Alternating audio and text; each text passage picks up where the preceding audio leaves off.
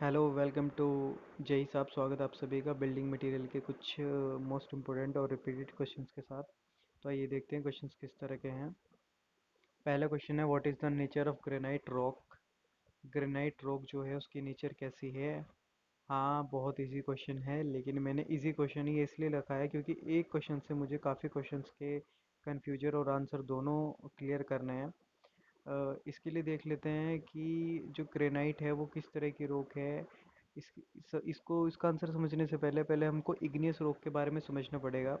देखिए, जैसे कि ये अर्थ की क्रस्ट है, तो इसके नीचे, बहुत नीचे जो है वो टेम्परेचर और प्रेशर बहुत ज़्यादा रहता है। उसके कारण जितना भी मटेरियल है वो सब मोल्टन फॉर्म में रहता है, यानी कि पिघली हुई अवस्था में रहता है, लिक्विड स्टेट में रहता है। तो इसमें मोस्टली सिलिकेट्स होता है। तो ये जो मोल्टन स्टेट में होता है इसे हम कहते हैं मैग्मा। MAGMA। ये मैग्मा जब ऊपर आता है तो ऊपर आने के बाद तीन स्टेजेस होती हैं। जब ये मैग्मा ऊपर आता है तो इसमें से कुछ मैग्मा तो पृथ्वी से बहुत गहराई पर, लगभग 200 से 220 किलोमीटर की गहराई पर ही ठंडा हो जाता है और वहीं पर चट्टान का निर्माण कर देता है। इसमें से कुछ मैग्मा पृथ्वी से एक या दो, पृथ्वी की क्रस्ट जो है ये इससे 1 या 2 किलोमीटर की गहराई पर जमा हो जाता है, ठंडा हो जाता है और वहीं पे चट्टान का निर्माण कर देता है। और इनमें से कुछ मैग्मा पृथ्वी की सतह को भेद कर ऊपर आ जाता है और ऊपर फैल जाता है और यहाँ पर ठंडा होकर चट्टान का निर्माण कर देता है। ये तीनों ही तरह की चट्टान को हम इग्नियस रॉक्स या आग्नेय चट्टानें कहते हैं। और अब ये तीनों ही आग्नेय चट्टानें हैं और इन तीनों इम्पोर्टेंट है, इन तीनों के नाम और इन तीनों के एग्जाम्पल। इनमें से जो सबसे नीचे, यानी कि जो 200 से 220 किलोमीटर की रेंज में जो चट्टानें ठंडी होकर, जो मैग्मा ठंडा होकर चट्टानें बनाते हैं, उनको हम कहते हैं प्लूटोनिक चट्टानें। और उसका एग्जाम्पल है आपका ग्रेनाइट और साइनाइट, जिसमें से एक एग्जाम्पल आपका आपके क्वेश्चन में दे रखा है। तो इस क्वेश्चन का आंसर हो गया प्लूटोनिक रॉक्स। अब हमारा जो बचा हुआ है, जो 1 से 2 किलोमीटर की रेंज में पृथ्वी के नीचे चट्टानें बनती हैं, उन्हें हम कहते हैं हाइपा बेसल्स। ये भी आगे आएगा। हाइपा बेसल्स रॉक्स ये भी आग्नेय चट्टानें हैं। और तीसरा, जो पृथ्वी की सतह को भेद कर ऊपर आ जाती है, ये चट्टानें होती हैं आपकी वोल्केनिक चट्टानें, जो ये इस ऑप्शन में दिया रखा है। यानी वोल्केनिक का मतलब ज्वालामुखी, जो ज्वालामुखी की तरफ फट के मैग्मा बाहर आ जाता है, जिसे हम लावा कहते हैं। ये चट्टानें ठंडी होकर जो चट्टानें बनाती हैं उन्हें हम कहते हैं वोल्केनिक चट्टानें। तो इस प्रकार आग्नेय चट्टानों के तीन पार्ट हो गए, प्लूटोनिक, वोल्केनिक और हाइपाबैसल्स। तो ग्रेनाइट जो है, ग्रेनाइट और साइनाइट, ये दोनों ही प्लूटोनिक चट्टानों के एग्जाम्पल है, जो पृथ्वी की सतह से लगभग 200 से 220 किलोमीटर की गहराई पर जब मैग्मा ठंडा हो जाता है तब बनती हैं। नेक्स्ट क्वेश्चन देखते हैं। नीज इज ए टाइप ऑफ। अब जो नीज है, ये नीज एक टाइप का जो रॉक है वो है मेटामॉर्फिक रॉक। अब ये मेटामॉर्फिक रॉक क्या होती है। अब पहली चट्टान तो हमने पढ़ ली, जो पीछे पढ़ी है अभी, आग्नेय चट्टानें। दूसरी होती हैं आपकी सेडिमेंट्री चट्टानें और तीसरी होती है आपकी मेटामॉर्फिक चट्टानें। अभी फिलहाल क्योंकि हमें मेटामॉर्फिक से काम है तो अभी मेटामॉर्फिक को ही समझना है।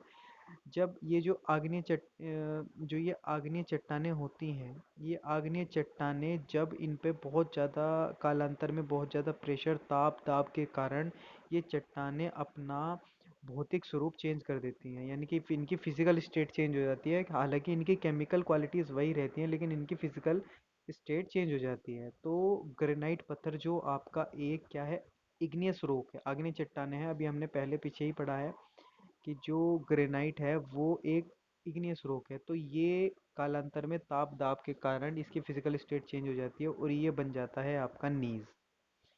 यानी कि नीज एक मेटामॉर्फिक रॉक है। मेटामॉर्फिक रॉक वे है जो आपकी जो आपकी इग्नियस चट्टान से बदलकर मेटामॉर्फिक चट्टानें बन जाती हैं ताप दाब के कारण। कालांतर में जब बहुत समय के बाद इन पर ताप और दाब पड़ता है, तो जो इग्नियस चट्टानें हैं वो आपके मेटामॉर्फिक रॉक्स में चेंज हो जाती हैं। इसका एक एग्जांपल है कि ग्रेनाइट आपका नीज में बदल जाता है। तो नीज एक मेटामॉर्फिक रॉक है। नेक्स्ट क्वेश्चन देखते हैं।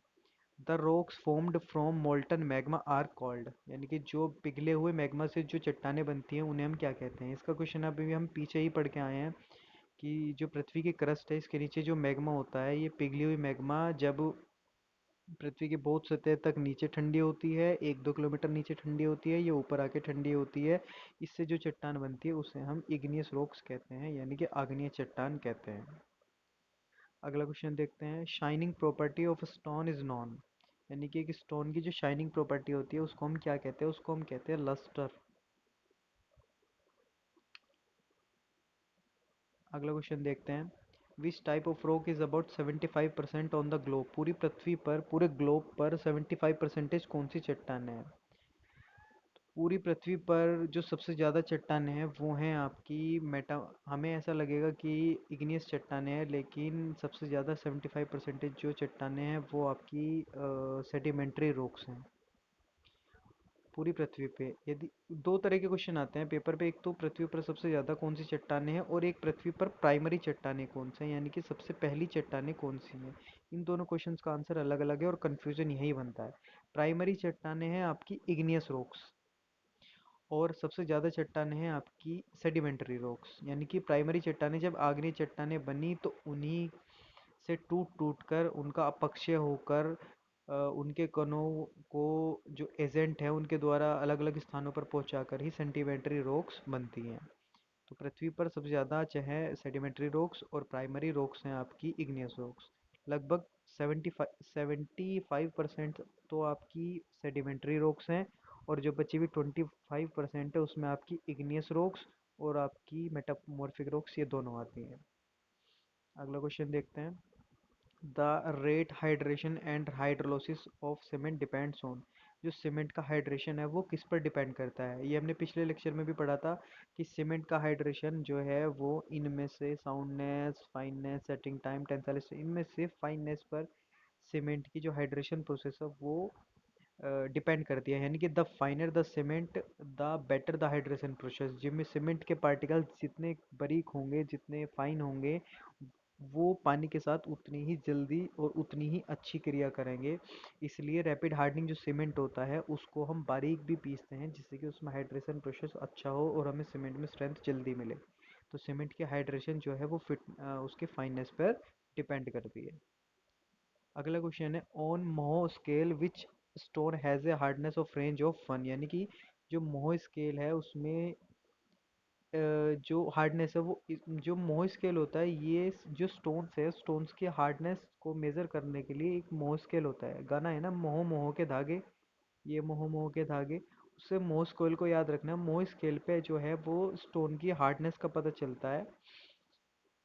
इस पे 1 से लेके 1 2 3 4 ऐसे मार्किंग होती है, और नाखून की खरोच से, जो हमारे नेल होता है इसकी खरोच से हम सीमेंट की कठोरता का पता करते हैं, सॉरी स्टोन की कठोरता का हार्डनेस का पता करते हैं। तो इसमें पूछा गया है कि एक हार्डनेस किसकी है, तो एक हार्डनेस होती है टॉल्क, टॉल्क नामक पत्थर की हार्डनेस एक होती है इसमें से। अच्छा, जो एग्जाम्पल दे रखे हैं हमें इनकी भी पता होने चाहिए।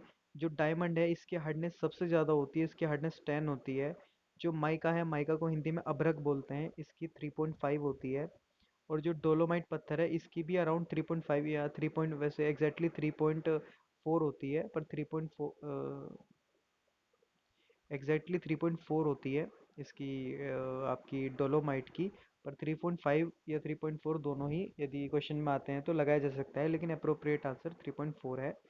और इस क्वेश्चन का आंसर, जो मोह स्केल पे आपका हार्डनेस 1 पूछा गया है, इसका आंसर है आपका टॉल्क। टॉल्क नाम के स्टोन की जो हार्डनेस है वो 1 होती है। नेक्स्ट क्वेश्चन देखते हैं, क्वार्टिजाइट इज ए टाइप ऑफ, क्वार्टिजाइट इनमें से कौन सी तरह का पत्थर है। क्वार्टिजाइट, अब पहले तो हमें ये पता होना चाहिए कि क्वार्टिजाइट कौन सी तरह का पत्थर है। क्वार्टिजाइट इनमें से एक मेटामॉर्फिक रॉक है, और जो आपकी सैंडस्टोन जो होती है, सैंडस्टोन, सैंडस्टोन जो है आपकी एक सेडिमेंट्री रॉक है। और इस सेडिमेंट्री रॉक पर जब, अच्छा मैंने पीछे एक चीज़ मेरी मिस हो गई, कि जो मेटामॉर्फिक रॉक होती हैं वो आपकी इग्नियस चट्टानें और सेडिमेंट्री चट्टानें दोनों के ही रूपांतरण से बन सकती हैं, यानी कि ये भी मेटामॉर्फिक रॉक बना सकती है और ये भी मेटामॉर्फिक रॉक बना सकती है। ये पीछे मिस हो गया, मैंने बोल दिया कि इग्नियस चट्टानों से ही मेटामॉर्फिक रॉक बनती है, तो इस चीज़ का ध्यान रखना है। तो जो क्वार्टिजाइट पत्थर है वो एक मेटामॉर्फिक रॉक है, और वो सैंडस्टोन पे जब ताप और दाब पड़ता है बहुत समय के बाद, वर्षों लग जाते हैं, तो इस सैंडस्टोन जो है वो क्वार्टिजाइट में बदल जाता है। और क्वार्टजाइट एक उदाहरण है, आपके जो रेलवे ट्रैक होती है उस पे जो गिट्टियाँ पड़ी होती है, वो एक क्वार्टजाइट का एग्जाम्पल है।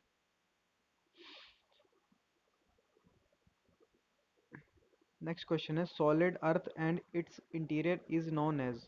जो सॉलिड अर्थ है और इसकी इंटीरियर है, जो सॉलिड अर्थ है, अर्थ की जो क्रस्ट है, इसको हम किस नाम से जानते हैं? तो इसको हम लिथोस्फेयर के नाम से जानते हैं। 10th है, साइनाइट इजेल।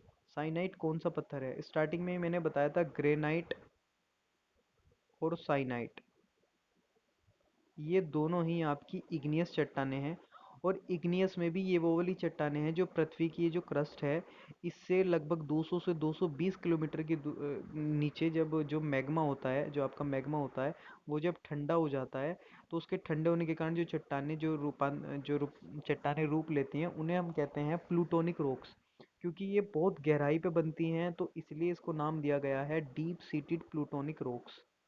तो इसका नए साइनाइट है एक, तीनों चीज़ याद रखनी है। क्वेश्चन भले ही एक पूछा गया है, तीनों चीज़ याद रखनी है। साइनाइट एक इग्नेयस चट्टान है, प्लूटोनिक है, और डीप सीटेड प्लूटोनिक है, यानी कि प्लूटोनिक में भी जो बहुत गहराई पर बनती है वे प्लूटोनिक है। इसके अलावा हाइपा बेसल हमने पढ़ी लिया। हाइपा बेसल वे होती हैं जो पृथ्वी की क्रस्ट के 1 या 2 किलोमीटर नीचे बनती हैं, और जो पृथ्वी की सतह को भेद कर बाहर आ जाती हैं, उन्हें हम क्या कहते हैं? उन्हें हम कहते हैं वोल्केनिक। तो इस तरह से इग्नियस चट्टान, तो इस वीडियो से आपकी पूरी क्लियर हो गई होगी कि इग्नियस चट्टानों के 3 पार्ट्स कौन कौन से हैं। आपका जो वोल जो प्लूटोनिक है उसके एग्जांपल ग्रेनाइट और साइनाइट, और आपका जो आपका वोल्केनिक है, इसका एग्जांपल आपका बेसाल्ट एंड ट्रैप, जो आपका ये जो निकल के बाहर आ जाती हैं, इसका एग्जांपल आपका basalt and trap, basalt and trap, basalt and, कहाँ लिखूं, जगह भी भर गई आज तो, ट्रैप। ये एग्जाम्पल है आपका वोल्केनिक का, जो आपकी बाहर आ जाती है पृथ्वी की सतह को भेद कर। तो थैंक यू। वीडियो आपको कैसी लगी प्लीज़ बताइए, और हो सके तो चैनल को सब्सक्राइब कर दीजिए, इससे एक मोटिवेशन मिलता है। Thank you so much.